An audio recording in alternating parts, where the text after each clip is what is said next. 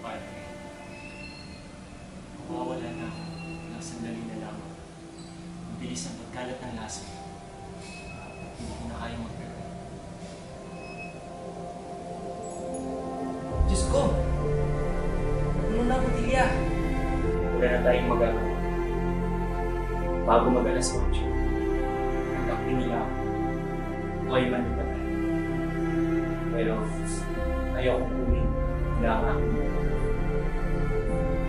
Porque asi, Senyor. ang nagawa ay nagawa na. Nais ko sana sabihin sa inyo ang aking buhay.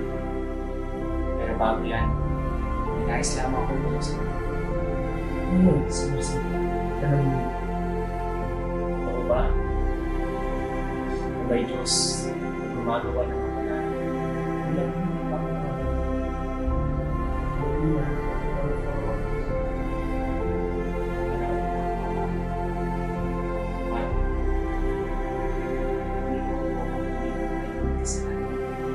Tawarin ka ng Diyos. Alam mo ba't halang ang ating kahinaan?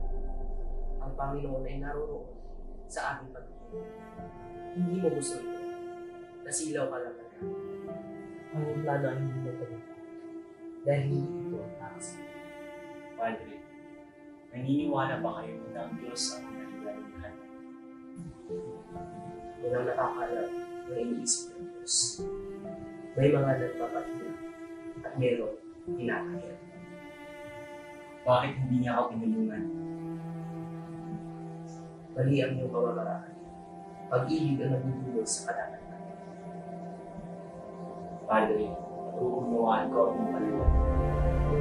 Bakit ako ang kanyang pinaparusahan at hindi ang mga namamahalan masasama? Bakit nagbubulag-bulagan siya sa mga hinaing ng mga inaakit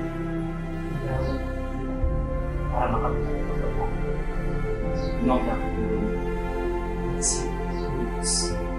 Kung ganyan, anong silbi ng Diyos? Sinisingin nito sa mga taong wala ng pag-asa. Sa isang makatulong, hindi siya nagbilang sa pananampalataya at sa mga pagkakamali. Maraming salamat, Padre. Ngayon, payagan na ang ito. Malibing ka nawa sa kailaliman ng dagat. Kung kailanganin ka ng tao para sa isang marangal na lilim, sana ay matagpuan ka. Ngunit hindi ka na makakapinsala. Ang kayamanan ang ugat ng lahat ng kasalanan.